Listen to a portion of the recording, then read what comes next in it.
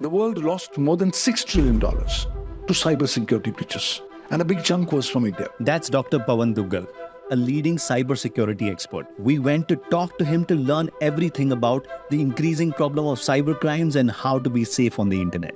In India, cybercrime has become a cottage industry. अब क्या हो गया है? अब जामतारा छोटा हो गया है, नू बड़ा हो गया है। जो हरियाणा में हर 11 सेकंड में एक भारतीय कंपनी ransomware के आक्रमण का शिकार बनती है। Like if I want to make sure that at least my mother's phone, for instance, is foolproof. आज पेरेंट्स काम कर रहे हैं, वो बिजी हैं, चलो छोटे बच्चे को फोन दे दो, that you will have to start inculcating cyber security and cyber law education as part of school curriculum, and now AI education. If I find myself to be a victim of a cybercrime attack, what should I do next? Remember and dial 1 helpline. We need more voices from mental health. The most populous nation in the world. For India to become as a developed nation. Excellence is what we need, not jugaad. In this show, we speak with entrepreneurs, innovators, change makers who are solving some of India's largest challenges. Welcome to the Better India Show. It's 2024 and our lives are more connected than ever. Our phones, our laptops, our iPads and tablets, even our appliances are all on the internet, speaking with each other. While of course these bring in a lot of benefits, I think we are now starting to see increasing risks, threats, cyber threats, which have the potential to affect your privacy, your finances, and even your personal safety in many instances. So in today's episode, we're going to delve deep into unraveling cybersecurity, cybercrime, and why it is essential for all of us to be vigilant and aware of this growing threat. We will be going deeper into understanding what the context and the landscape is around this whole area. We're going to talk about solutions that you can proactively implement to protect not only yourself, but also your loved ones, your community members, and also figure out what recourses to take if you have been the victim of cyber threats. So in today's episode, we've got Dr. Pawan Duggal. Dr. Pawan Duggal is one of the top cyber lawyers in the world. He's founded many initiatives in this space. He's a practicing advocate at the Supreme Court of India. He's the founder of the International Commission on Cybersecurity Law. He heads the Artificial Intelligence Law Hub.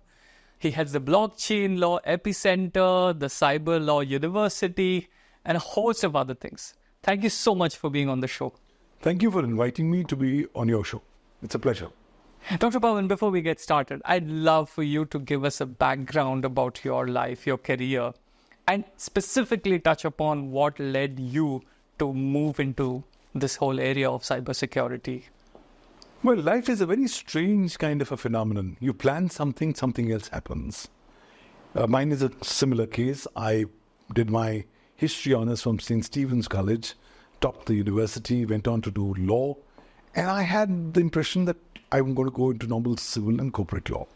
So come 1988, and I joined the profession after doing my 3 years of law.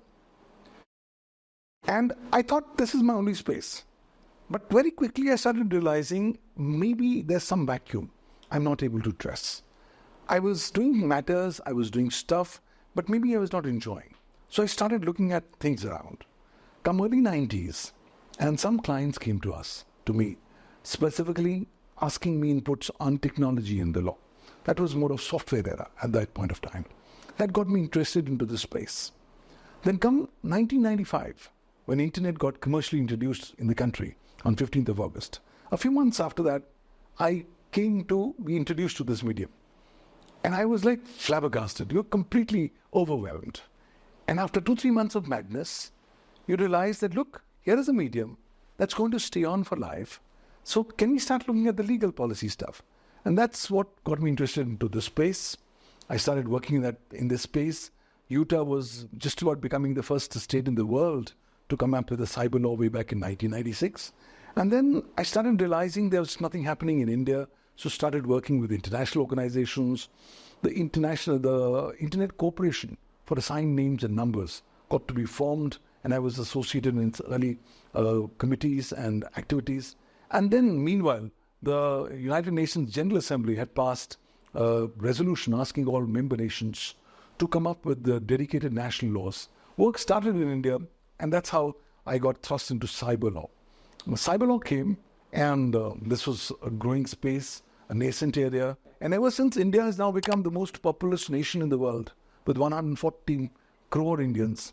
I think the focus and the enclosure of global attention has been India. आज हर व्यक्ति भारत के पाई का एक हिस्सा लेना चाहता है. So therefore, they want to be very, very cognizant of how the law and the policy is developing in India and how it could potentially be impacting their businesses and their operations. Right. So, before I go into details of this whole thing, right, could you help define cybersecurity and cybercrime to our audience, and why is it important for us to be aware of it? Today, a lot of people tend to define or use cybercrime and cybersecurity in almost equally interchangeable terms.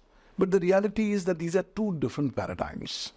When I talk about cybercrime, it basically is referring to any kind of criminal activity done either on the internet or using cyberspace, which is done with a criminal intention, which is having an actus reus and a mens rea, an intention and an act put together.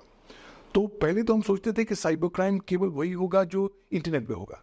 आज cyber crime की परिभाषा बहुत बदल गई है, इतनी ज़्यादा विकसित हो चुकी है that today cyber crime includes not just crimes in cyberspace, but also crimes done using computers, computer systems, computer networks, computer resources, communication devices, as also data and information in the electronic form. तो cyber crime एक बहुत ही गहरा लेकिन बहुत ही grey subject है. लोगों को पता भी नहीं होता कि जो मैं गतिविधि कर रहा हूँ क्या वो साइबर क्राइम है या नहीं. लेकिन बड़ी पुरानी कहावत है that ignorance of law is no excuse in the eyes of law. So therefore, when you are in cyberspace, when you are on the information highway, you will have to be cognizant of the legality or otherwise of your activity. That's on cybercrime. Cyber सुरक्षा की जो मैं बात करता हूँ, तब cyber सुरक्षा basically refer करता है कि मेरे कंप्यूटर सिस्टम्स या नेटवर्क्स या मेरे डिवाइसेस की सुरक्षा होनी चाहिए. Basically, it's a concept by means of which you can protect and preserve the security, authenticity, and veracity of data residing on your computers, computer systems, computer resources, networks, and prevent unauthorized access, intrusion, and unauthorized activities and attacks which are targeted not just on your networks but also on your data. बहुत सारे लोग समझते हैं कि साहब कुछ आक्रमण होगा तभी साइबर सुरक्षा में सेंध लगेगी. ऐसी बात नहीं है.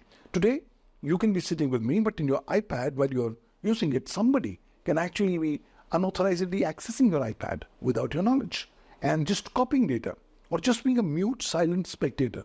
और आज तो ऐसे कई प्रोग्राम्स आ गए हैं वो आपके सिस्टम में आके बैठ जाते हैं और अगले 5-6 महीने बैठे रहते हैं, आपको वॉच करते हैं, देखते हैं आप क्या कर रहे हैं और धीरे धीरे आपकी जो वल्नरेबिलिटीज हैं उसको आइडेंटिफाई करके फोकस करते हैं. So I think it's a constantly evolving stuff, but today cyber security becomes crucial for every internet user.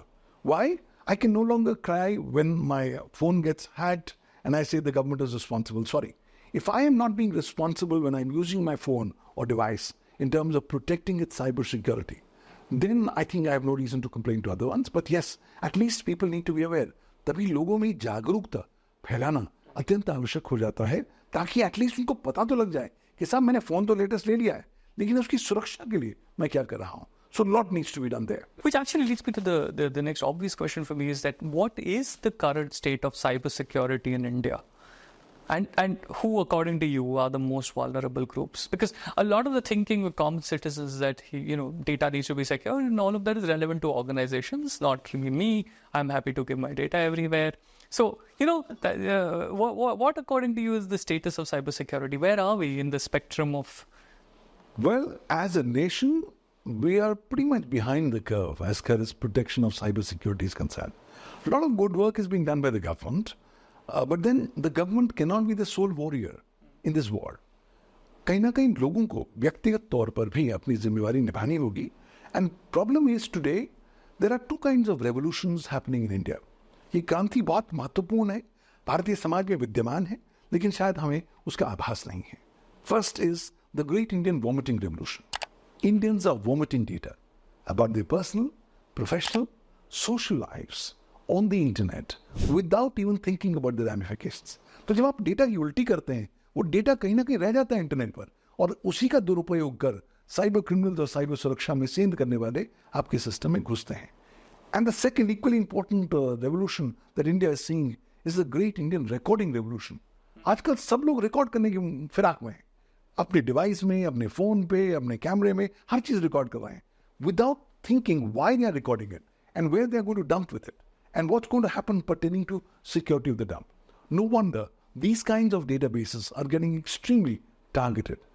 So people should not only think that cybersecurity is a national issue, it's a societal issue, it's a familial issue, it's also a personal issue. और हमें उसको इतनी तवज्जो देनी पड़ेगी. But please understand that as an economy, we are bleeding. Why? Look at the figures. 2023, the world lost more than $6 trillion to cybersecurity breaches, and a big chunk was from India.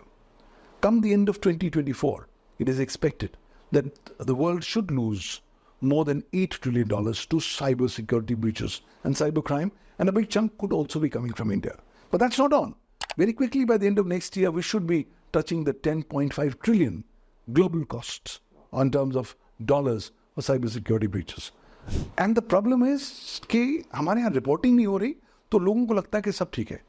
Her 11 second में एक भारतीय company ransomware के आक्रमण का शिकार बनती है. But that's not alone. By the end of 2024, it's expected that by every 9 seconds, one Indian company would be becoming a victim of a ransomware attack. So the reality is that this is a very porous ecosystem. And because India has become the biggest and the most populous nation in the world, every state and non-state actor is concerned about the Indian cyber ecosystem. They want to get more information. They want to get more details. तो आपकी सुरक्षा में सेंध लगाना एक लाजमी सी बात बन जाती है. That's the reason why we find there are increasing attacks.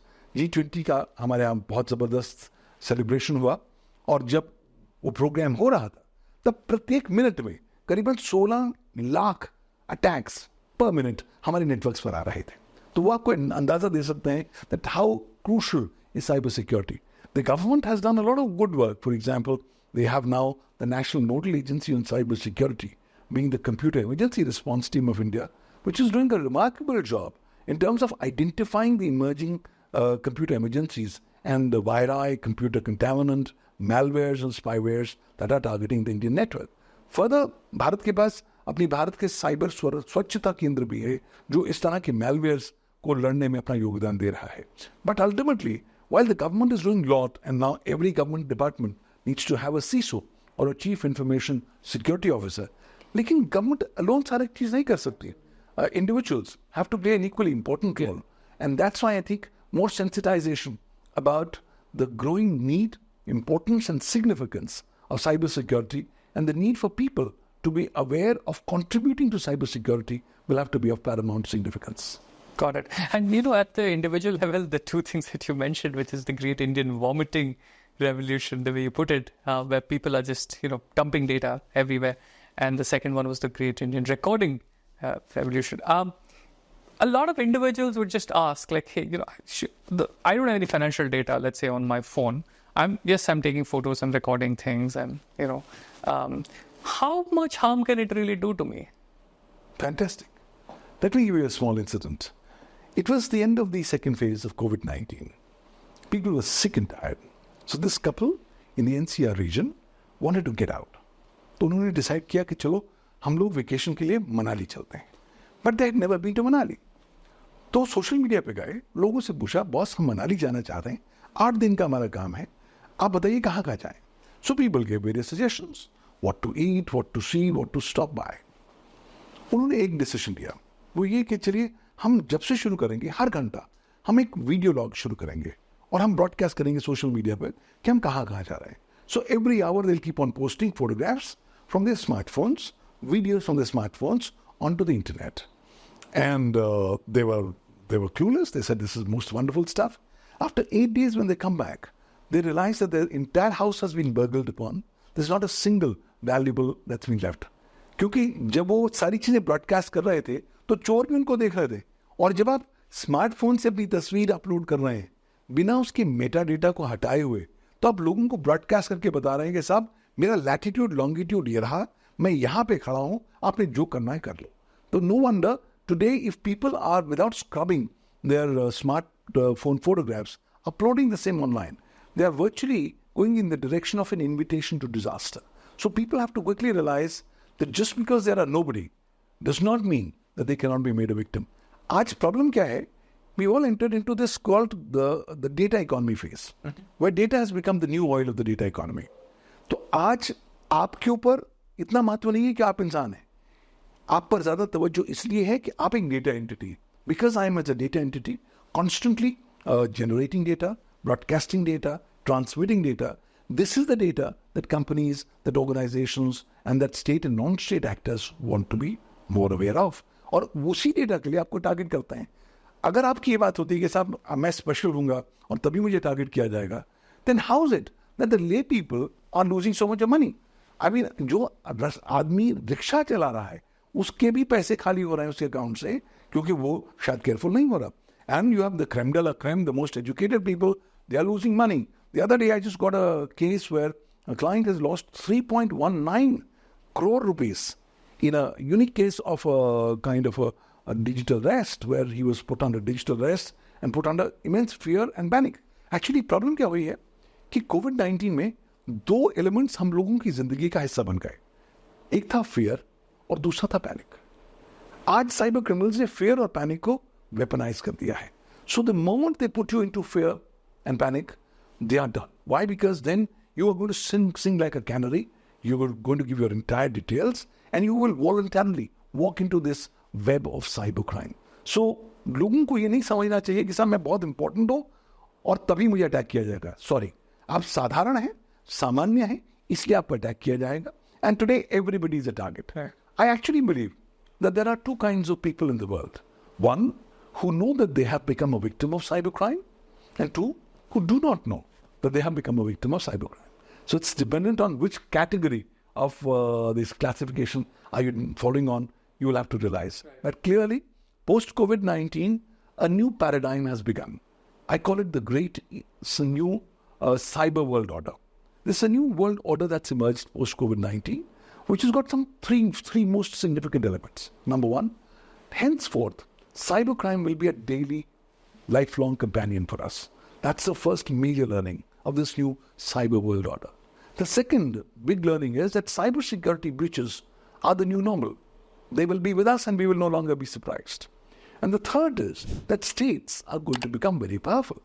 तो अगर साइबर सुरक्षा की सेंधें, साइबर क्राइम हम लोगों की जिंदगी का हिस्सा बनने वाले हैं और सरकारें बहुत ज़्यादा पावरफुल होने वाली हैं, तो मुझे लगता है कहीं ना कहीं लोगों को अपनी मानसिकता को बदलना होगा, बहुत ध्यान से अपनी डेटा का संरक्षण करना होगा.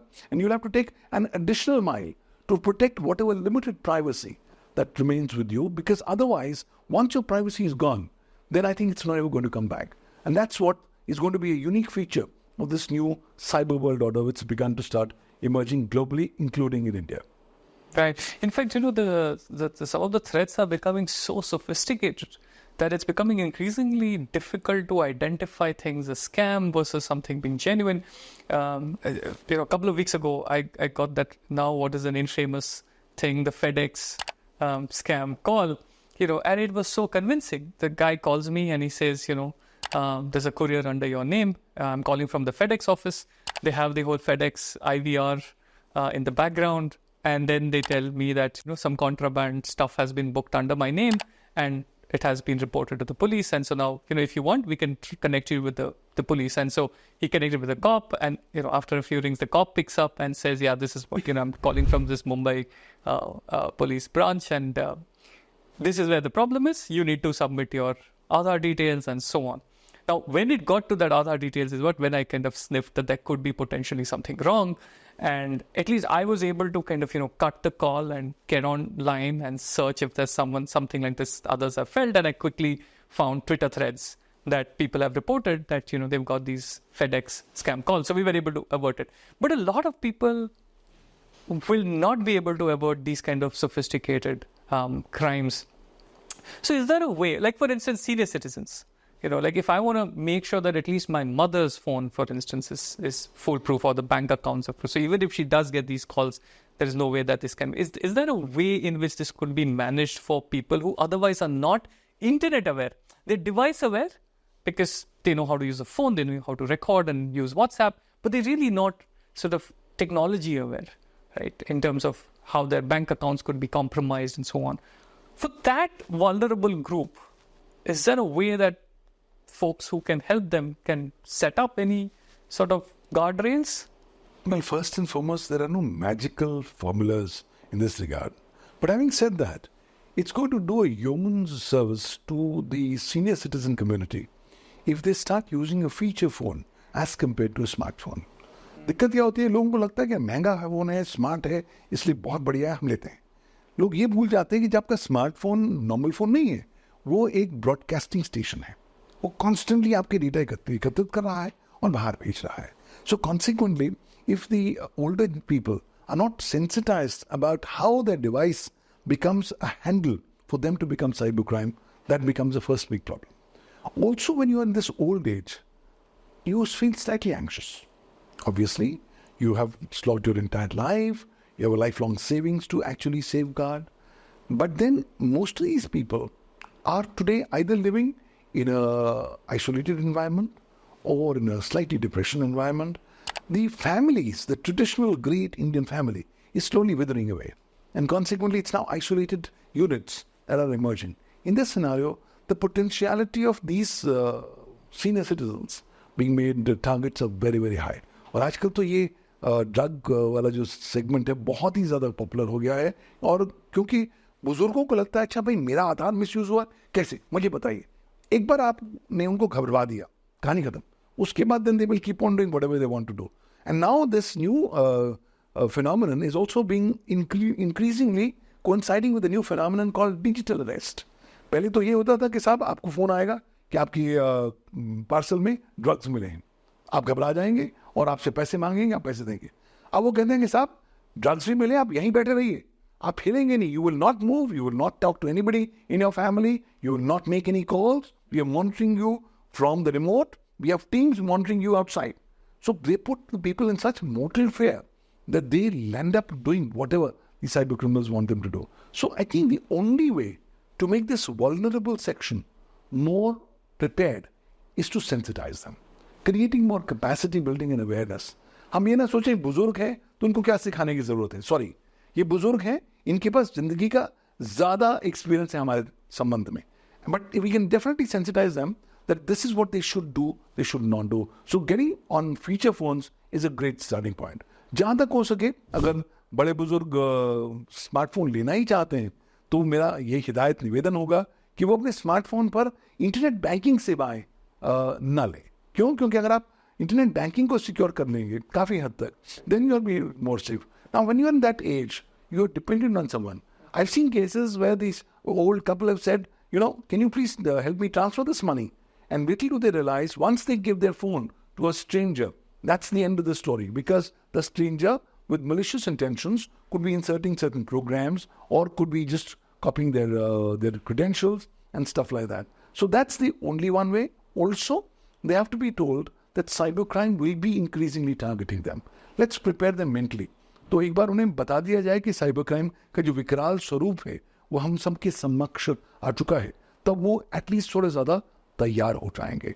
और ये जनरेशन ऐसी वल्नरेबल सेक्शन ज़रूर है, लेकिन क्योंकि उनके पास ज़िंदगी का तजुर्बा है, अगर आप उन्हें सेंसिटाइज करेंगे तो वो डेडिकेटेडली अपने आप को प्रोटेक्ट करने की दिशा में अग्रसर हो जाएंगे. But for that I think appropriate capacity building is required to be done by the government, by the private sector, by the families. Problem क्या है कि आज फैमिली में किसी के पास टाइम ही नहीं है. Today, if I have a grandmother or a great-grandfather or whatever, I don't have time. Or people are saying, well, hold on, let me get a new phone, give it to them, and that's the end of the matter. I think the time has come where we have to start giving more time to the elder generation to make them more aware, more wanted, more secure, and more resilient. Right. And I think that's a great idea, that if we could eliminate at the source itself, like not use a smartphone but use a feature phone, or if you want to use a smartphone, just eliminate all the banking apps and all the financial apps, then at least that's one layer of security that we could bring in. But awareness is definitely the key in helping them understand this, which, you know, the levels of sophistication that I was talking about, right? And now with the whole advent of artificial intelligence and this whole thing around deep fakes, where you're seeing people talking and speaking in their own voices, and it's so difficult to distinguish between what is original and what is not. How are you seeing this trend now evolve, and how big is this going to be in terms of, causing damage to society? I think let me begin by giving you a case. So in the NCR region, there's a couple. They have a 6-year-old daughter. This couple is a working couple. And this 6-year-old daughter is picked up every morning by the school van from the gate. तो एक दिन सुबह 7 बजे बच्ची को van ले जाती है और 8 बजे फादर को कॉल आता है. Call is from a kidnapper. Kidnapper कहता है कि हमने आपकी बच्ची को किडनैप कर लिया है और अगर आप अगले 15 मिनट में 15 लाख रुपए नहीं ट्रांसफर करेंगे तो 16वें मिनट में हम आपकी डॉटर को मार देंगे. Now that is a huge kind of a shock for any father. But the father says, I refuse to believe you. Make me talk to my daughter. They make him talk to his daughter. The daughter is crying, hoarse. Papa, लीजिए मुझे बचाओ, मुझे मारने वाले हैं. She's crying inconsolably. So the father gets convinced. The father keeps on negotiating. Boss, मेरे पास इतने पैसे नहीं हैं. आप थोड़े पैसे कम करें. But जब 13 मिनट हो जाते हैं, and the father says, I'm unable to reduce this money, he decides to pay. तो 14वें मिनट में 15 lakhs gets transferred. Then he is made to talk back to the daughter. The daughter says, I'm safe, but पापा मुझे जल्दी से ले जाओ, ये मुझे नुकसान कर देंगे. A location is decided. They jump into the car and husband and wife are rushing to the location. रास्ते में जब वो ड्राइव कर रहे हैं, फादर को लगता है कि यार हमारे साथ हुआ है, किसी और के साथ भी हो सकता है, चलो स्कूल के प्रिंसिपल को कॉल कर देते हैं. So he calls the school principal. School principal says, sir, what are you talking? आपकी बच्ची सुबह से तो हमारे साथ मौजूद है. She has not left the school. And then they realize that they have become a victim of this new crime which is facilitated by AI, जहाँ पर इन साइबर क्रिमिनल्स ने बच्ची की सिर्फ ऑडियो फाइल्स ली और उस ऑडियो सैंपल्स के बाद माध्यम से उन्होंने ये नए क्लोन्ड AI कॉन्वर्सेशन क्रिएट किया. And that was so perfect that even the real father could not distinguish कि वो अपनी बच्ची की आवाज़ सुन रहा है या AI की क्लोन्ड आवाज़ सुन रहा है. They lost 15 lakhs, they reported, but then there's a big learning. और ये ऐसा नहीं कि इन्हीं के साथ हो रहा है. आज प्रॉब्लम ये है कि डिफेक्ट्स का ज़माना है. And you don't have to be a Katrina Kaif या रश्मिका मंदाना कि आपका डिफेक्ट बनेगा. सॉरी, आजकल हर एक का डिफेक्ट बनेगा, सबका नंबर आएगा. That's the Byline of a famous OTT serial by the name of Jamtara. I think that really reflects the existing ground reality. There's going to be massive infusion of use of AI for targeting people for cybercrime purposes. And now if you go on to the darknet, which is the deep underbelly of the internet, you realize that there is a new model today. The new model is that you are now able to order cybercrime as a service powered by artificial intelligence. तो ज़माने कैसे बदल गए? Earlier, you do cybercrime yourselves, then things got more sophisticated. तो आपने किसी को outsource कर दिया, वो cybercrime करेगा. Now the third ज़माना is that boss, आपने cybercrime करना है, आपने आउटसोर्स किया. आउटसोर्सर कहते हैं कि साहब मैं खुद नहीं करूँगा, मैं AI से कराऊंगा. क्यों? ताकि पुलिस आएगी तो पकड़ ले, ना वो आपको पकड़ पाएगी ना मुझे पकड़ पाएगी. That's now the new paradigm that's happened. So very quickly, all of us have to realize that now this intermingling between AI and cybercrime is going to present hitherto unknown challenges for users at large. And I think the growing dictum that's coming is, let's not believe anything. कहीं ना कहीं वो समय आ गया है कि हमें अपने मस्तिष्क में एक डिस्ट्रस्ट और मिसट्रस्ट की भावना को जागृत करना पड़ेगा. Let's learn to distrust and mistrust any and every information till such time we are not able to independently verify the authenticity or veracity of the same. अब वो ज़माना आ गया है, but then again people have to be made more aware of this, क्योंकि वरना अब deepfakes आ रहे हैं. If the Prime Minister of the country can complain that there is a deepfake of a video showing him dancing a Garba dance, which is factually inaccurate, then you can quickly realize how big the problem is and how every lay users have to now increasingly start getting more ready that they are going to be targeted with these kinds of emerging AI crimes and cyber crimes. So this threat is then much larger than what any of us are even thinking about, right? In today's world, the average citizen is not really thinking so much about the fact that cybercrime is actually at his or her doorstep. And the advent of this with AI and deepfakes and all of that means that almost every one of us is vulnerable to this, which means if I have to take recourse, one is of course prevention and all of that, and we'll do awareness, but the fact remains that it's going to be us versus extremely sophisticated weaponry that is being used, to drive all of the cyber crime. How effective are the laws today then as we have it today, or how effective are the enforcement agencies who we can go to? What is the current state of the government and the legal framework to combat this? Well, India was one of the earliest nations in the world to enact a cyber law. We became the 12th nation in the world to come up with cyber law when India passed and implemented the Information Technology Act 2000 on 17th of October 2000. But this law, while it was a great step forward, was primarily only a law for promoting e-commerce and electronic governance. मुझे अभी भी याद है कि उस ज़माने में जब बिल आया और बिल को संसद की पार्लियामेंट की कमेटी के सामने रखा गया तो कमेटी ने कहा साहब ये तो बहुत कॉम्प्लेक्स बिल है, इसमें साइबर क्राइम की तो कवरेज नहीं है, so please add certain cyber crimes. कुछ नए रिकमेंडेशंस आए, so the government amended this IT bill 1999 and that's how the new version called the IT Act 2000 came up. But when the parliament passed this law, they had actually no clue of what they were doing. आज जब हम बैठे हैं तो मैं आपको बता सकता हूँ कि ये IT Act या भारत का जो सूचना प्रौद्योगिकी कानून है वो अगले या पिछले 25 सालों में लगभग इतना महत्वपूर्ण हो गया है कि भारत के 3 सबसे महत्वपूर्ण कानूनों में एक है. Why? Because in India, everything to do with electronic format is covered under the IT Act. So in India, if you use computers, computer systems, computer networks, computer resources, communication devices, as also data and information in the electronic form, you get covered. So India का एकमात्र digital law है. तो आप समझ लीजिए कि भारतवर्ष में जो आदमी इलेक्ट्रॉनिक फॉर्मेट इस्तेमाल करता है वो उस कानून के अधीन आ जाता है. So that's where the law is. But the problem is this law is what we actually came up in the year 2000. 8 साल गुजर गए, फिर बॉम्बे अटैक्स हुए, मुंबई आक्रमण हुए, और उसके तत्पश्चात 30 दिनों में हम लोगों ने इस लॉ को अमेंड कर दिया, IT अमेंडमेंट एक्ट 2008 के बाद. From 2008 till now 2024, we have not been able to amend this law. So while it continues to be the mother legislation, it's not completely very effective. Why? Technology has constantly keep on changing. In the year 2008, we added certain new cyber crimes under the IT law. For example, हम लोगों ने cyber terrorism को add किया, identity theft को add किया, cheating by personation by using of computer resource को add किया, child pornography को add किया. लेकिन उसके तत्पश्चात भी अब चीज़ें बहुत ज़्यादा बदलती जा रही हैं. So we find that today this law is not at all very adequate to deal with the emerging challenges. Also, this law does not deal with issues pertaining to artificial intelligence or its misuse at all. So the time has come for us to realize that this law will have to be amended. But the beauty is that this law not only came on its own, it also amended various laws, including the Indian Penal Code and the Indian Evidence Act.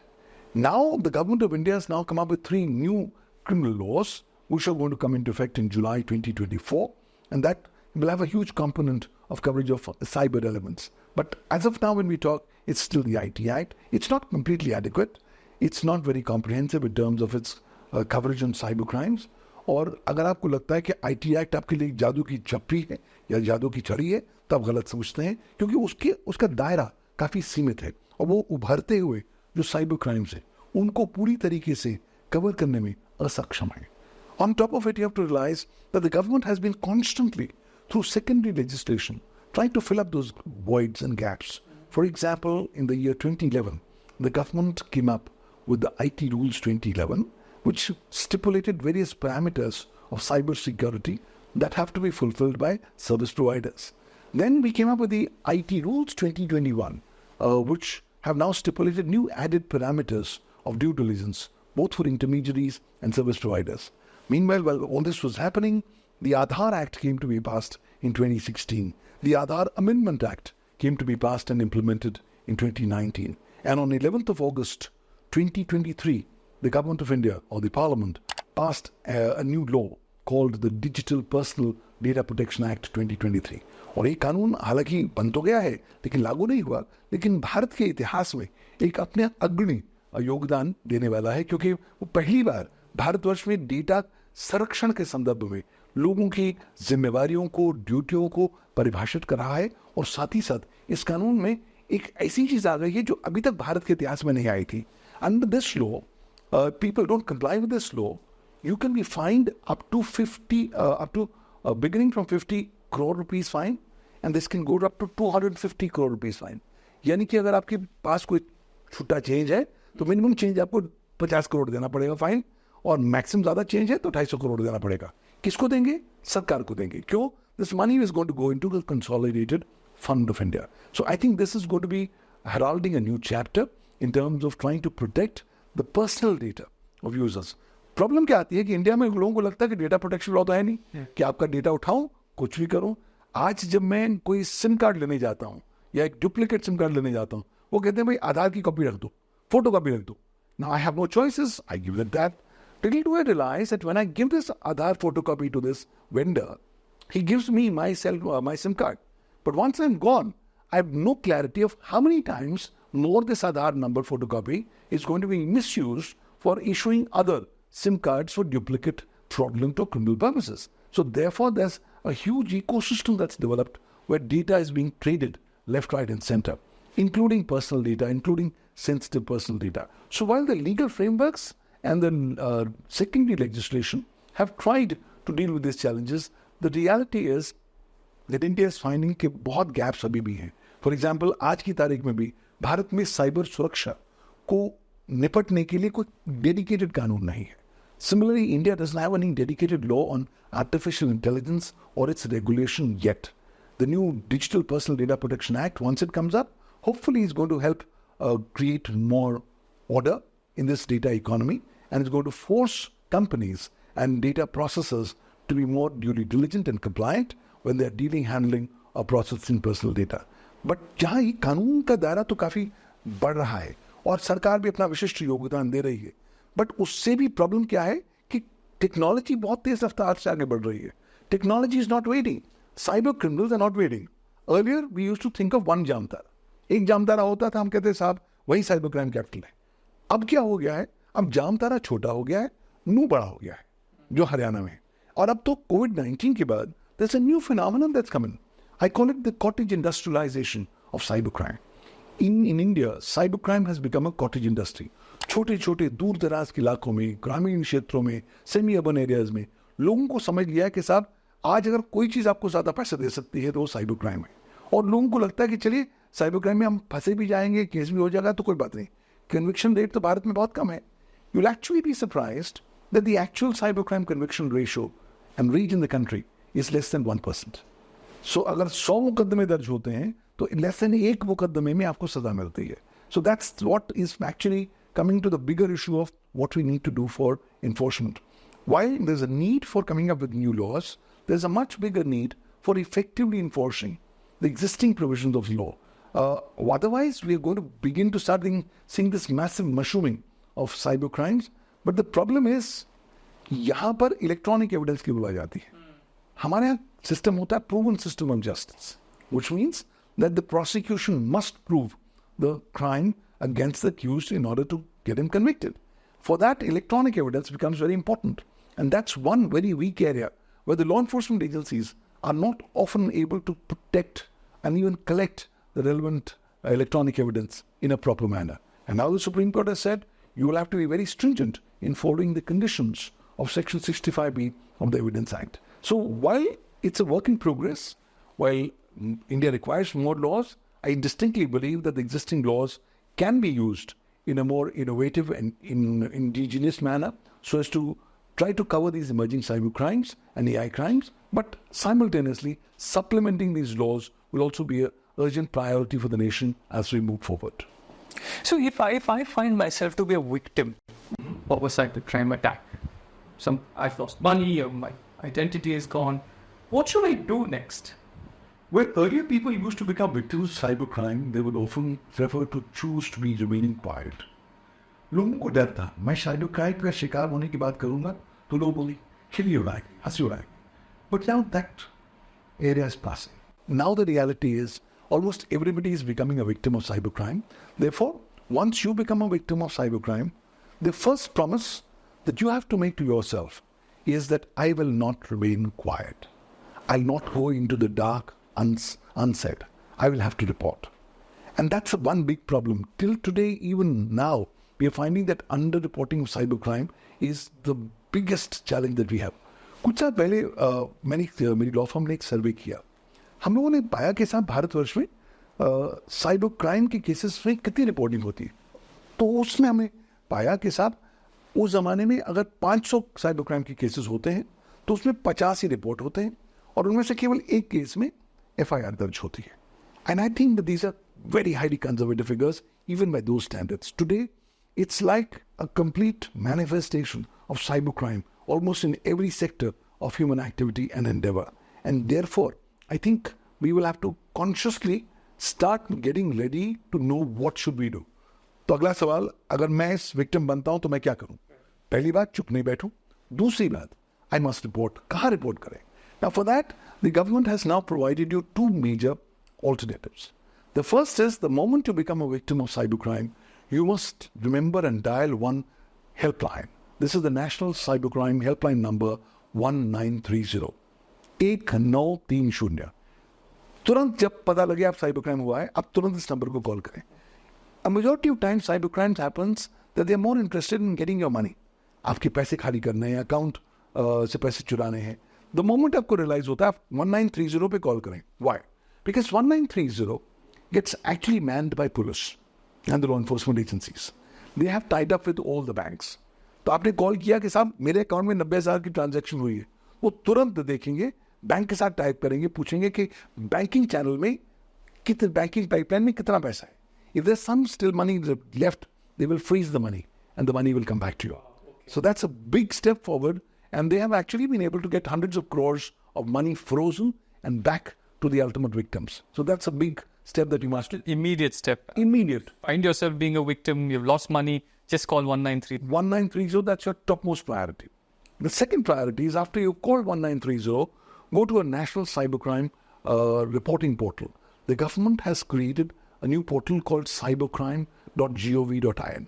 ये एक independent website है. आप जाइए, portal पर जाएंगे, आप जाके register कर सकते हैं और उसके बाद वहाँ पर ड्रॉप डाउन मेन्यूज हैं, उसके माध्यम से आप रिपोर्ट कर सकते हैं.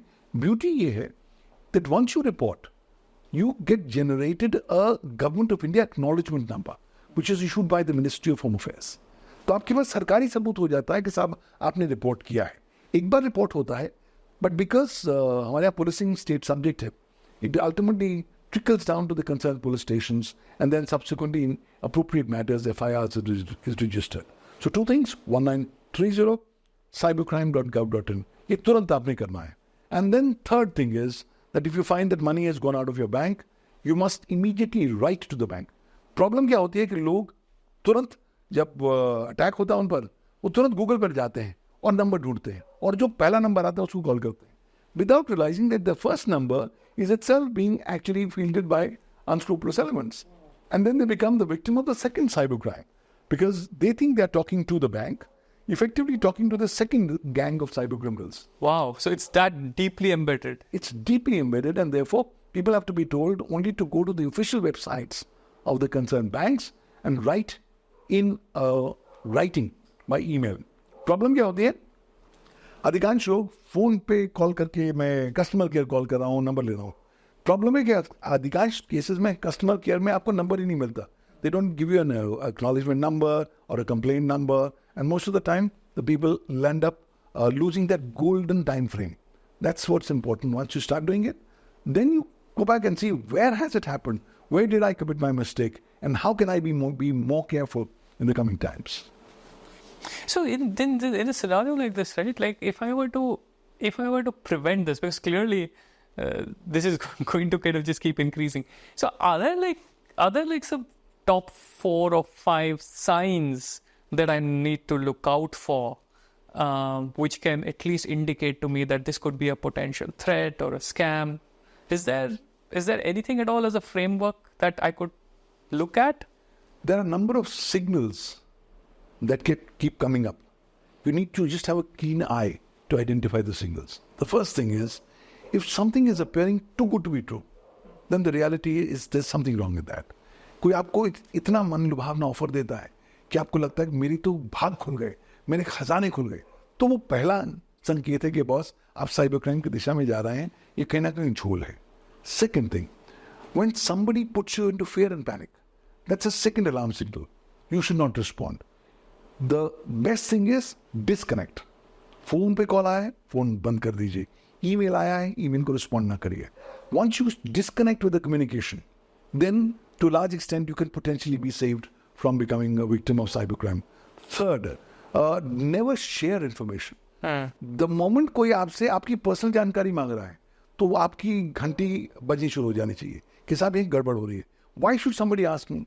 Now, उस दिन की बात है कि I got this case, this gentleman who's about 65 years old, he's in one of the metropolitan cities in India, retired है, उन्हें फ़ोन कॉल आता है कि साहब हम रिजर्व बैंक ऑफ इंडिया से बोल रहे हैं और हमने डिसाइड किया कि हम आपको 50 लाख रुपए का इनाम देंगे, बट उसके लिए आपको रजिस्ट्रेशन करनी है और आपको मिनिमम 11,000 रुपए आप रजिस्ट्रेशन फी देनी है.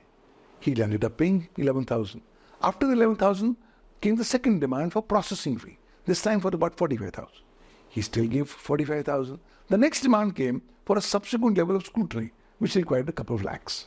That's where they realized that he was actually being made a victim of cybercrime.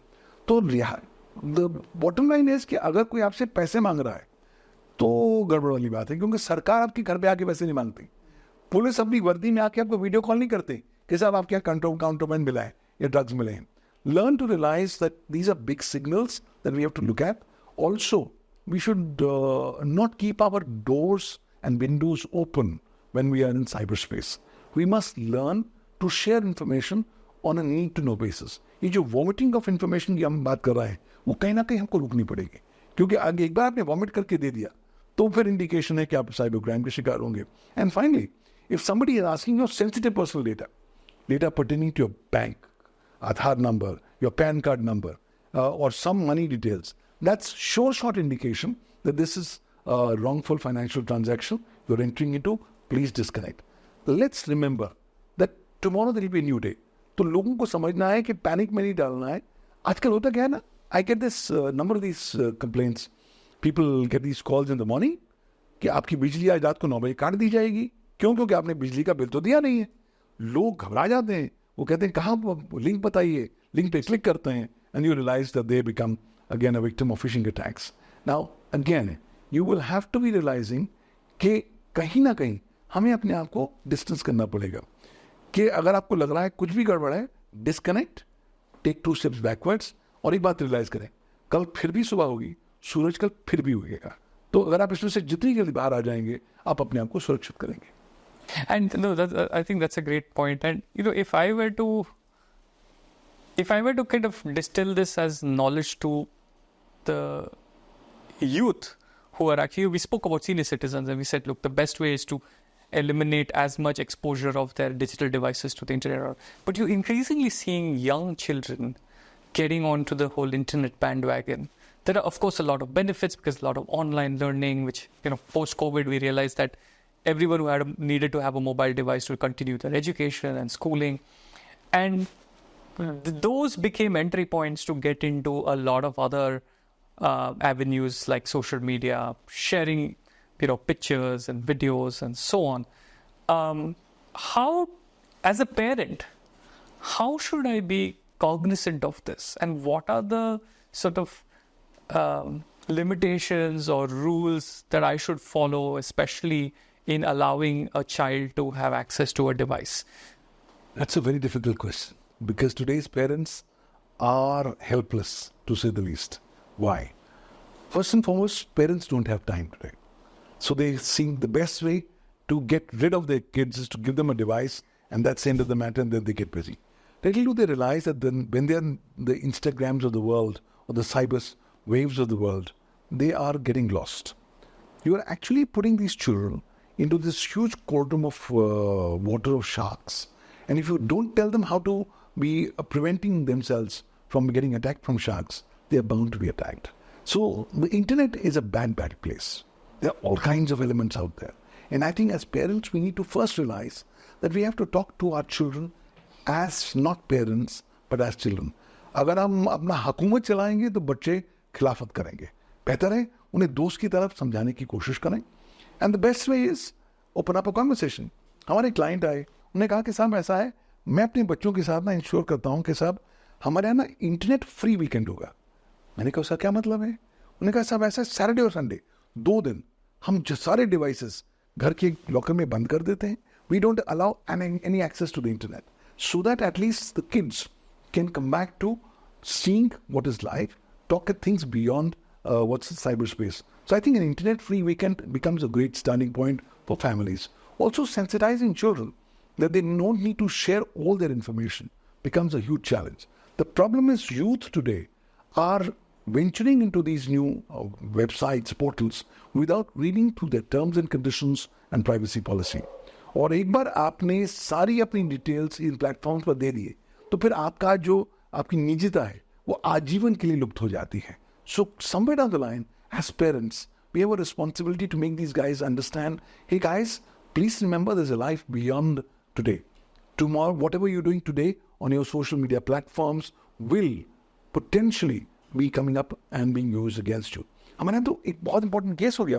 There is this boy who just finished class 12th and during his class 12th after examination free time था तो उसने 24 घंटे decide किया कि हम सिर्फ internet पर जाएंगे और अनाप शनाप चीज़ें करेंगे. He did everything that he wanted to do and then he applied for his first year admission in a very prestigious college. And when he went for an interview he was asked questions कि आपके social media account में आपने ये बोला था, जिसमें आपने बोला था कि साहब लड़कियों को ऐसे छेड़ा जाना चाहिए, आप थोड़ा बताएंगे कि लड़कियों को कैसे छेड़ सकते हैं.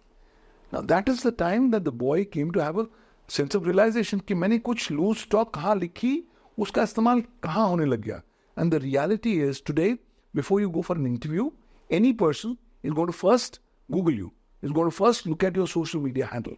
There is a case of a company who decided to pick up a vice president for one of their operations.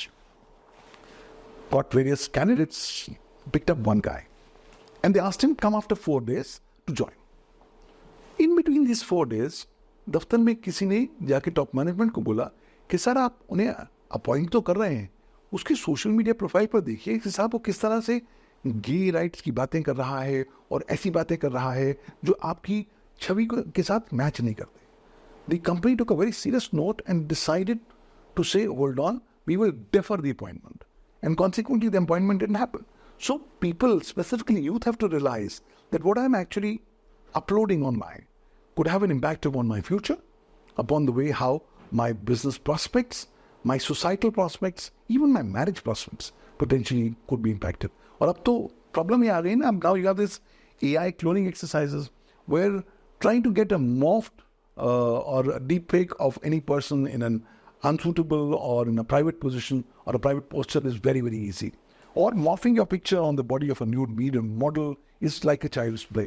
So जब इस तरह की चीज़ें हो रही हैं तो I think youth को समझना होगा कि you will have to only share information on a need to know basis. But वो आपकी बात तब सुनेंगे जब आप दोस्त की तरह बात करेंगे. अगर आप माँ बाप की तरह बात करेंगे तो बिल्कुल नहीं सुनेंगे. वो माँ बाप की तरह आपसे बात भी नहीं करेंगे. They'll only talk to their peer group. And the peer group pressure is so phenomenal and humongous today that most of the time these guys tend to crawl and trying to crack under the said pressure.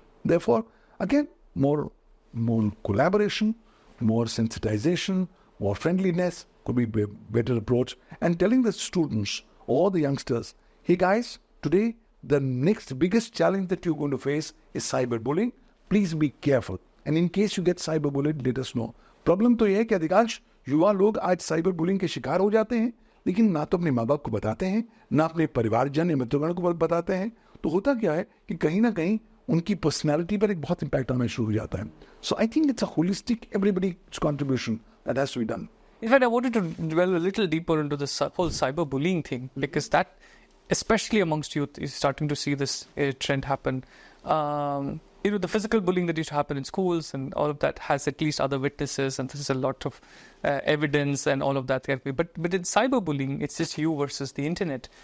In cases of that, if a child is a victim of cyberbullying, what should they do? First and foremost, they need to recognize the fact that they have become a victim of cyberbullying. Today, cyberbullying is the number one challenge that education institutions in India is facing. Other challenges are coming much, much below. Cyberbullying has become so predominant. और उसका reason भी है, India में ना लोगों को भड़ास निकालने की आदत है. भड़ास कैसे निकलेगी? चलिए साइबर बुलिंग से निकलेगी. And people somehow get a feeling कि भाई साइबर बुलिंग में कभी कन्विक्शन तो होनी नहीं, क्या होगा, तो मुझे आप कैसे पकड़ेंगे? And today students, specifically children and youngsters, have started creating false accounts, fake accounts, and they start using these technologies like virtual private networks so that they can mask their internet protocol addresses so that it becomes even more difficult for the law enforcement to reach out to them. Yes, a number of these big players have, and the platform owners have now anti-bullying strategies and approaches. They have the ability that you can report, but we have to quickly remember that a number of these platforms are not located in India. ये लोग America में हैं, तो अगर आप report भी करते हैं तो अधिकांश तौर पर आपको उस तरह का स्पॉन्टेनियस क्विक रिप्लाई नहीं मिलता जितनी आपकी उम्मीद होती है. And problem is this looking at cyber bullying from the perspective of US community standards. लेकिन जो भारत का सामाजिक दृष्टिकोण है वो अमेरिका के सामाजिक दृष्टिकोण से बहुत भिन्न है. लेकिन अभी ये कंपनी फिलहाल इस तरह की बात समझती नहीं है, तो अक्सर चुनौती होती है आइडेंटिफाई करने के लिए कि साइबर बुलिंग है कौन रहा है, साइबर बुलिंग कौन है, and how do we actually reach out to him? Today the problem is educational institutions are washing their hands off. And girls saying that's a private problem. There was a case. Here is a girl who's into second year of college और उसको बुली किया जा रहा है online.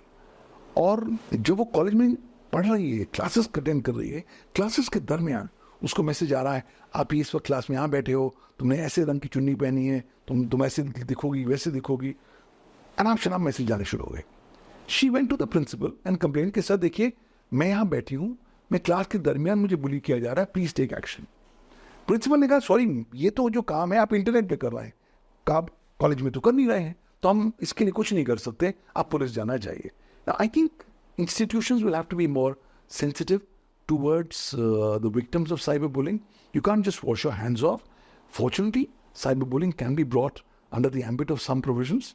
The problem is हमारे पास cyber bullying को cover करने के लिए डायरेक्ट लॉ नहीं है, लेकिन फिर भी हमारे पास कुछ ऐसे प्रोविजंस हैं भारतीय दंड संहिता में, सूचना प्रौद्योगिकी कानून में, जिसके तहत हम साइबर बुलिंग को हम अलग अलग सेक्शंस के दायरे में ला सकते हैं. But then people need to be encouraged, that they need to be more alive towards reporting. And finally, I think police and law enforcement agencies need to be more sensitive. They need to be sensitized that they should be extremely sensitive how they're going to deal with cyberbullying cases.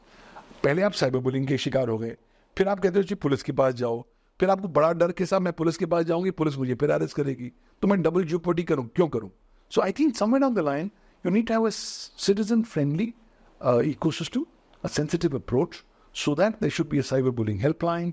People should report anonymously. Fortunately, cybercrime.gov.in, the National Cybercrime Reporting Portal of the Government of India, allows you the ability to report cyberbullying in an anonymous manner without even disclosing your identity.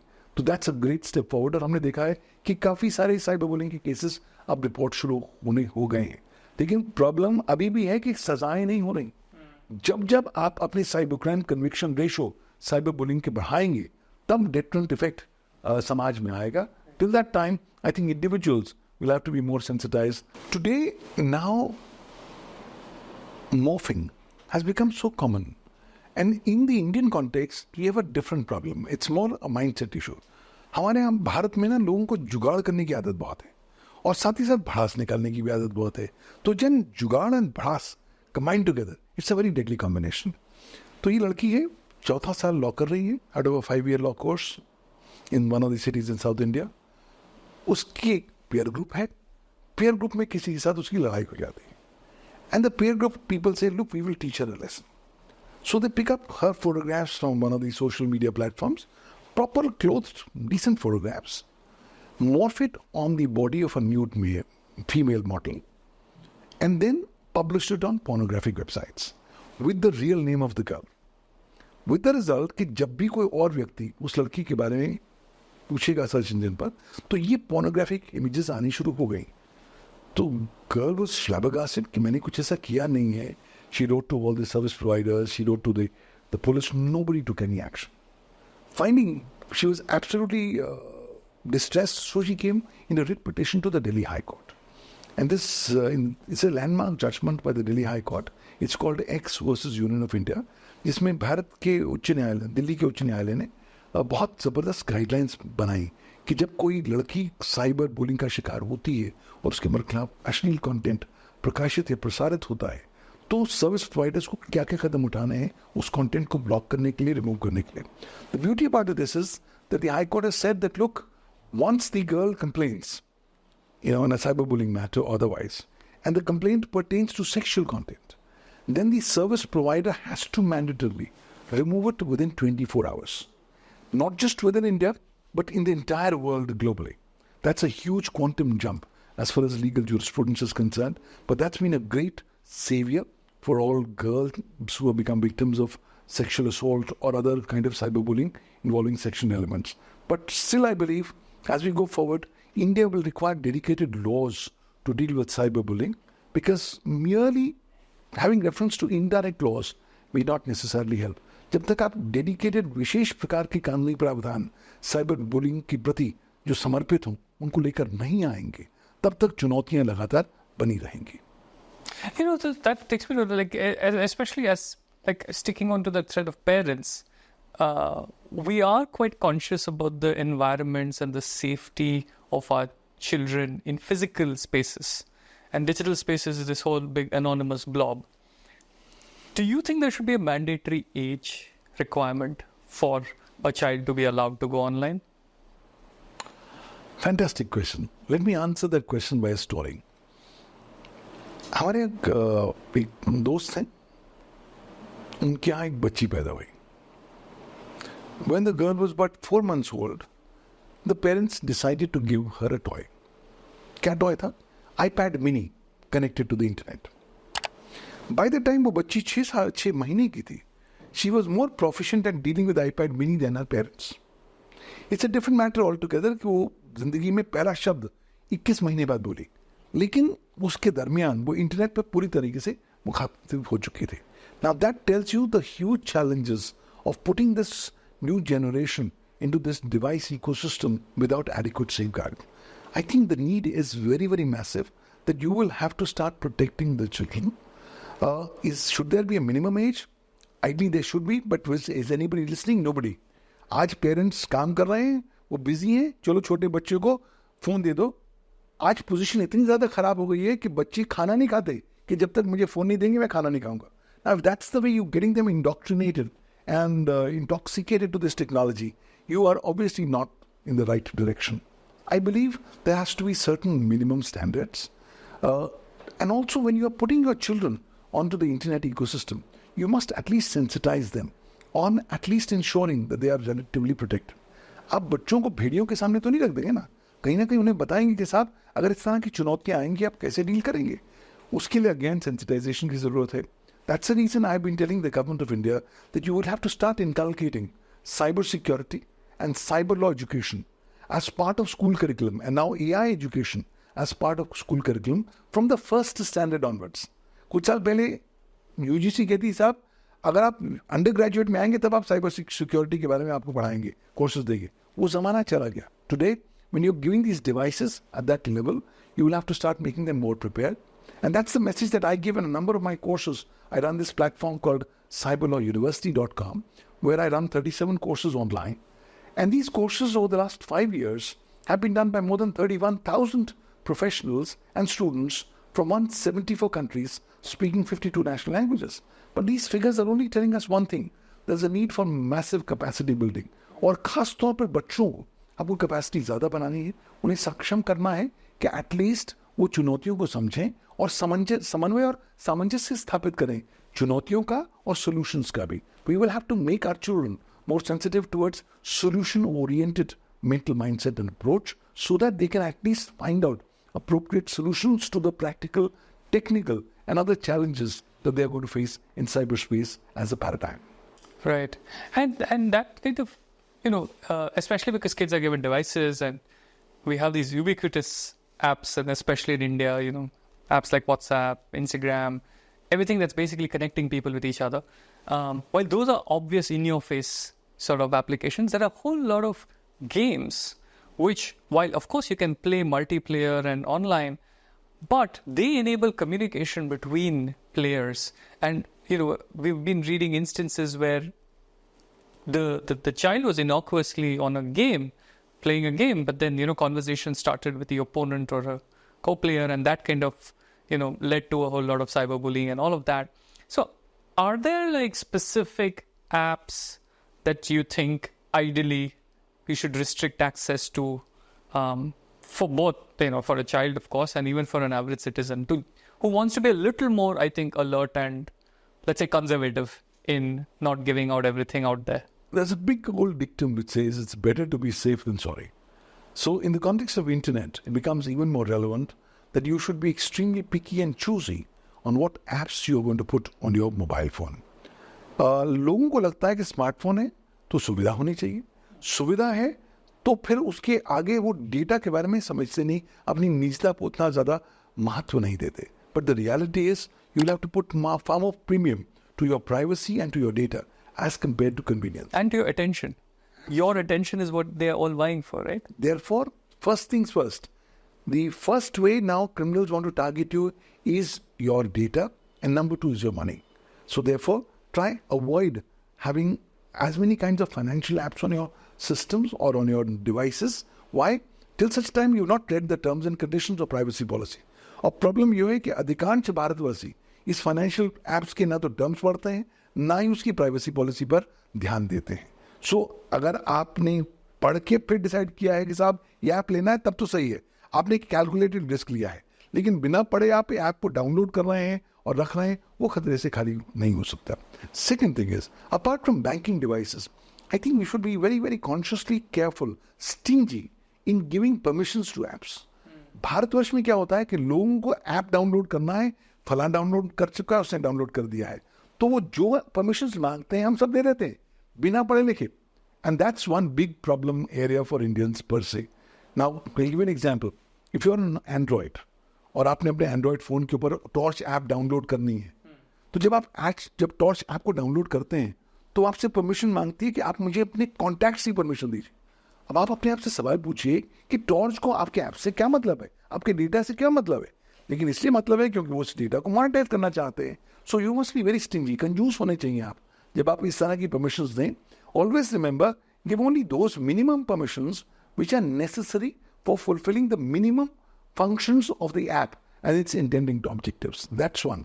Number three, it's always going to be a great idea not to put your personal photographs on your devices. Why? Because you don't know which app of yours is accessing which photograph, which data of yours and getting it transmitted. Number four, let's learn to realize that whenever we are using a smartphone, if we have to talk something confidential or secret, then it's always a great idea to put the smartphone outside the room. Or if you don't want to put it outside the room, at least try to put it 3 meters away from you so that its audibility level goes, or range gets relatively less. In addition, it's always a good idea to cover the camera of your smartphone by a small band-aid, a small tape. Okay. Why? You can take it off when you want to take a picture. Because there have been recent cases, surveys which have told us that one particular category, very prominent category of smartphone, has been now found to be operating in such a manner that its camera is capturing pictures every 5 seconds of what it's seeing. And they were able to do that, finding a photo-centric camera or stuff like that. So let's learn to be more careful of devices, applications, and the companies behind those applications. Because let's ask us a fundamental question. हमें क्या खास बात है कि हमें world class सेवाएं मुफ्त में क्यों दी जा रही हैं? भाई इसलिए दी जा रही हैं क्योंकि आपका डेटा इस्तेमाल करके आप ही के खिलाफ इस्तेमाल किया जाएगा, उसको मोनेटाइज किया जाएगा. So the quicker we start realising that the free lunch सेवा should not be the preferred approach, the better it's going to be. Why? It's better to pay some small amount of money but get more secure services. And if anything is given to you world class, which is free, then you are the product. Though that is a mindset issue that I think Indians need to change. But today the still mindset is कि मुझे free क्या मिल रहा है, मैं exchange में free कैसे दे सकता हूँ. और एक बहुत महत्वपूर्ण बात, कभी भी छोटे लालच में आके अपने फोन को एक्सचेंज ऑफर में एक्सचेंज मत करिए. लोगों को लगता है कि मैंने फोन लिया है, मैं अपना डेटा डिलीट करता हूँ, मैं दे देता हूँ. बट एक्चुअली आपका डेटा डिलीट नहीं होता. The data still is there which can be obtained back. And till such time you are actually going to format your phone 7 times over. There are various degrees of data that will be available on your devices. And today a number of these service providers are going ahead and getting these exchange offering devices so that they can go ahead and extract data and then again monetize it in the public domain. So I think it's a big bad world everywhere. I'm not telling you कि भैया सब चीज़ छोड़ जाइए और mount Everest पर जाकर चोटी पर बैठ जाइए. मैं आपको नहीं कह रहा हूँ. मैं आपको कह रहा हूँ ध्यान से रहिए. आग चारों ओर फैली हुई है. हर दिन हर क्षण आपके सामने एक नया संघर्ष है कि मैं साइबर स्पेस में नई चुनौतियों को किस तरह से डील करूंगा. For that I think we'll have to be mentally more careful. We'll have to change our mindsets. We'll have to also be futuristic, that this internet is going to be there for the next many, many decades. And what I'm actually writing is going to be read by my grandchildren, maybe after 70, 80 years. So we need to be careful on what we publish online. लोगों को लगता है कि चलिए मैं जो कुछ कर रहा हूँ इंटरनेट पर कोई देख नहीं रहा है. I think that's a wrong approach. We have to realize every activity that I do online will have legal ramifications. And I need to be prepared for that. Therefore, it's now time that you will have to reverse your gears. You will have to be very stringent on what you want to share online. खास तौर पर अपनी personal data, अपनी personal photos तो आप किसी भी cloud पर शेयर ना करें. ये हम इस मिथ्या में मत रहें कि सब मेरी पर्सनल फोटोग्राफ्स जो हैं क्लाउड पर सुरक्षित रहेंगी. वो पहले अटैक की जाएंगी और उन्हें मोनेटाइज करने की कोशिश की जाएगी. Just be careful. Try to sensitize your mind that you have to respect your own privacy first. You have to respect your data, and you have a responsibility to your own self that you will do everything possible in your power and possession to protect your own self, your own personal privacy, and your own data privacy. I think once that comes in as a mindset, that could be a great step moving forward. But उसके लिए सारे लोगों को contribute करना पड़ेगा. आप ये overnight generation change नहीं आने वाला. आपको capacity building programs करने पड़ेंगे, sensitization करनी पड़ेगी. You'll have to start inculcating cyber law education, cyber security, AI education as part of school curriculum. You will have to give more hands-on experience. Companies, specifically service providers, will now have to come up with more campaigns for sensitizing people about the ill effects of using the internet. And finally, क्या कोई सोच रहा है कि मैं 24 घंटे ये जो लाइट देख रहा हूँ, ब्लू लाइट अपने डिवाइसेस पर, उसका नकारात्मक प्रभाव मेरे मस्तिष्क पर, मेरे स्वास्थ्य पर क्या पड़ने वाला है? There is a recent survey which says that there will be more people who will now be suffering from Alzheimer's disease thanks to their increased exposure to the blue light and increased screen time. So therefore, I think we have a duty to our ourselves, to our family, that we should try to restrict screen time. We should try to use internet technology and our AI only as a good subservient tool. Let's not make them our master. Once we start doing that, start disconnecting from the internet in order to see the holistic impact of the internet and in order to enjoy the other facilities and amenities of life per se. अगर एक balanced हम एक संतुलित approach adopt करेंगे तो काफ़ी हद तक अच्छा रहेगा. बट फिर भी भाव आते रहेंगे. There will be all waves. It will be up to you how you can withstand that wave of peer pressure as you go forward. Let's learn one thing. Internet never sleeps. Internet never forgets. So please remember that whenever you're doing anything. तभी मैं कहता हूँ कि अगली बार कुछ भी आप internet पे करने वाले हैं, आंखें बंद करिए और अपने आप 10 मेंटली गिनिए. उन 10 जब आप गिनती कर रहे हैं, अपने आप से पूछिए जो मैं प्रकाशित कर रहा हूँ उससे मुझे या किसी और को नुकसान तो नहीं होने वाला. अगर उसका जवाब हाँ है तो प्रकाशन रोक दीजिए. बट अगर आपको लगता है कि चीज़ें सेफ हैं, please go ahead. But then again it's personal care, personal hygiene in cyberspace, which is going to be our saviors in the coming times. And while we've been talking about individuals and how we kind of safeguard, I actually see a lot of people sharing their Aadhaar card and their PAN card. Ki, license renew karana hai.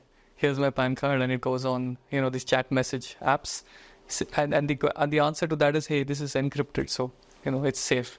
How safe is that? Because you're basically giving away all your IDs to this app. Is it justifiable to say that because it's encrypted, it's safe? Well, we as users must be discernible as to what is being told to us versus what's being written in the terms and conditions and private policy. privacy policy. The reason is very clear. Company आज इतने ज़बरदस्त marketing campaigns करती हैं, आपके मानसिक जो संतुलन को कहीं ना कहीं कलर करने का प्रयास करती हैं. So if you are believing the ad campaign, it's your problem. It's not the company's problem. Please learn the terms and conditions. Even if you have to go for an encrypted app, ये तो पता कर लीजिए कि encryption कितनी है, semi है, पूरी है, कहाँ से इंक्रिप्शन शुरू हो रही है, कहाँ तक खत्म हो रही है. आप क्योंकि आपने कोई एड कैंपेन देख लिया, आपने लगा कि बहुत सुरक्षित है, आप उस पर रिलाई करेंगे, is a bad approach. Plus make sure that in case if you are using an encrypted app, please use an app which encrypts right from the beginning till the very end. That's going to give you some kind of a safety. But then also please read through customer reviews of what others are saying about that app and whether the app is hackable or are they able to share data with governmental entities. Because now बहुत सारी national issues आ रहे हैं. Countries are exerting their national cyber sovereignty. And in national interest, countries are asking data from these encrypted service providers. Please give us that. Let me give you the example of Australia. Australia has now come up with an anti-encryption law which is mandating that every entity which is using encryption in Australia will have to give the back-end keys, private keys, to the government so that the government can have an access to what's happening behind the so-called cover or the cloud of encryption per se. So I think with these kind of mindsets, you'll have to be very careful in your choosy approach towards choosing encrypted apps. Otherwise, the chances are that you could think that you are encrypted, but actually you are not. And under this so-called mistaken notion, you could potentially commit certain kind of oversights or mistakes which can cost you dearly in the times to come. Got it. And is in terms of relatively more secure app, if you were to recommend, what would be the app that you would use for communication? Well, I think there are all kinds of apps are available. It's really dependent on what's your specific requirements. But if I was to look at all the apps of encryption today, then if I look at the top place as of now, as per experts globally, is going to an app called Signal, which is pretty much kind of fully encrypted app. Other apps are providing you different layers and even partial levels of encryption. So depending on what your requirements are, you can go and pick and choose any particular app. But then this is the position as of today. Please remember, technology is moving very rapidly. जो आज सुरक्षित है, वो कल सुरक्षित नहीं था. और आने वाले कल में भी सुरक्षित नहीं होने वाला. So life is a constant moving process. So is cyber security. What was cyber secure yesterday is not cyber secure today. What is cyber secure today will not be cyber secure tomorrow. So we will have to be constantly on the lookout on how new tools are evolving and pick up those tools which help us fulfill our respective visions and perspectives. And as a business owner, because, like you mentioned, cybersecurity, the state of cybersecurity in India is really, really low. As a business owner, how should I start thinking about my data and my security? If you are a business owner in India, I want you to tighten your belts. Why? Because the days of honeymoon are over. क्यों? क्योंकि अगर आप भारत में business चलाते हैं और आपके business में इस्तेमाल होते हैं computers, computer systems, computer networks, computer resources, phones या कम्युनिकेशन डिवाइसेस या डेटा और इंफॉर्मेशन इलेक्ट्रॉनिक फॉर्म में, तब आपको कुछ मैंडेटरी कंप्लायंसेस वर्तमान कानून में करने पड़ेंगे. कौन से हैं कानून? भारत का इंफॉर्मेशन टेक्नोलॉजी एक्ट और अब एक नया कानून digital personal data protection act 2023. So as a business owner, I'll have to make sure that as a business owner, I'm an intermediary. So I must do my documented due diligence, which is required under Section 79(2)(c) of the Information Technology Act 2000. As a business owner, मुझे अभी भी समझना है कि साहब अब मैं अंधाधुंध होकर लोगों का डेटा एकत्रित नहीं कर सकता. अब नए कानून में मुझे पहले हाथ जोड़ के उन्हें एक नोटिस देना पड़ेगा. सर, मैं ये नोटिस आपको दे रहा हूँ, आपका ये डेटा एकत्रित करना चाहता हूँ, कृपया अनुमति दीजिए. Only if the concerned data principal gives you that particular consent are you allowed to go ahead and pick up the data and process the same. If you don't follow this law, there's a problem. लोग कहते हैं कि बस India में जुगाड़ है, हम सब कुछ कर लेंगे. मेरा लिमिटेड एक्सपीरियंस इस फील्ड में कहता है कि साहब, साइबर में जुगाड़ नहीं चलता. क्योंकि जब आप जुगाड़ बनाएंगे तब आप झूठे इलेक्ट्रॉनिक रिकॉर्ड्स बनाएंगे. वो इलेक्ट्रॉनिक फोर्जरी में आ जाता है, उसमें 7 साल की सजा आपकी वेट कर रही है सेक्शन 468 इंडियन पीनल कोड में. सो जुगाड़ doesn't really work in cyber. So for a business owner, I would actually encourage him or her to go ahead and please do your compliances as intermediaries under the Information Technology Act. Please do your compliances under the forthcoming new Digital Personal Data Protection Law. You don't do the compliances, be prepared for two consequences. Number one, a jail time, which could be beginning from 3 years to life imprisonment. तो अगर आप 3 साल से लेके आजीवन कैद के लिए आप तैयार हैं, तब कानून का पालन ना करें. और दूसरी बात, सिविल लाइबिलिटी के लिए तैयार हो जाएं. आपको मिनिमम फाइन 50 करोड़ किया जा सकता है, मैक्सिमम फाइन 250 करोड़ किया जा सकता है. अगर ये फाइन देने के लिए आप तैयार हैं, कानून का पालन बिल्कुल ना करिए, वरना अपने आप को प्रोटेक्ट करना है तो दोनों कानून के दायरे में आइए. Try to ensure due diligence and compliance, because we are living in a country which is a system of proven justice country. In our country, the justice has to be proved, right? So it's only by evidence. You will have to show कि साहब मैं business owner हूँ, मैं कानून का पालन किया और इस तरीके से पालन किया, तब तो आप कानून के दायरे से बच जाएंगे. Years back, when we all studied Mahabharata. In the Mahabharata, there's Gita discourse. जब आप गीता सुनते हैं तो गीता का एक सेंट्रल मैसेज है. गीता में भगवान कृष्ण अर्जुन को कहते हैं, हे अर्जुन, तुम मेरी शरण में आओ और मैं तुम्हारी सुरक्षा करूंगा. ठीक यही मैसेज भारत का इंफॉर्मेशन टेक्नोलॉजी एक्ट कहता है. It tells to the entities, hey guys, come inside my parameters, comply with my provisions, and I will guarantee you 2 things. You can't be sent to jail. You can't be forced to pay 1 rupee damages by way of compensation. This is thanks to the statutory exemption to legal liability that's been provided to all intermediaries and service providers under the Indian law. तो मैं business owners को कहूँगा, साहब कानून के दायरे में आइए, उसका पालन करिए और जहाँ तक हो सके एडवेंचरिज्म को छोड़ दीजिए, क्योंकि अब आपको नहीं पता कि अगले किस मोड़ पर आप पर कहाँ मुकदमा होने वाला है, कहाँ कंप्लेंट आने वाली है, और फिर एक बार आप मुकदमे या कंप्लेंट में फंस गए तो कई साल लग जाएंगे, आपका धंधा नेगेटिव इम्पैक्ट हो सकता है. Ensure proactive compliance, try to be on the right side of the law and keep on doing your business. That's the central message of the existing law today. Wow, I didn't anticipate that, in a cybersecurity conversation, we will have a Bhagavad Gita being brought in. But on that note, thank you so much, Dr. Pavan, for this incredible, insightful discussion.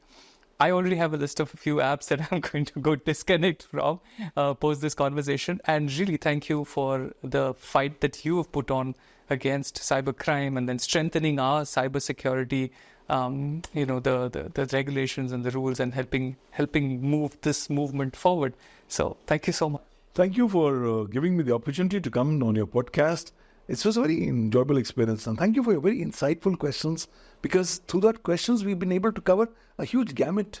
But internet इतना बड़ा है ना कि हमें constantly कुछ ना कुछ और देखना पड़ेगा. But I think this is a great move. Thank you for having me on your program. Thanks. Bye-bye.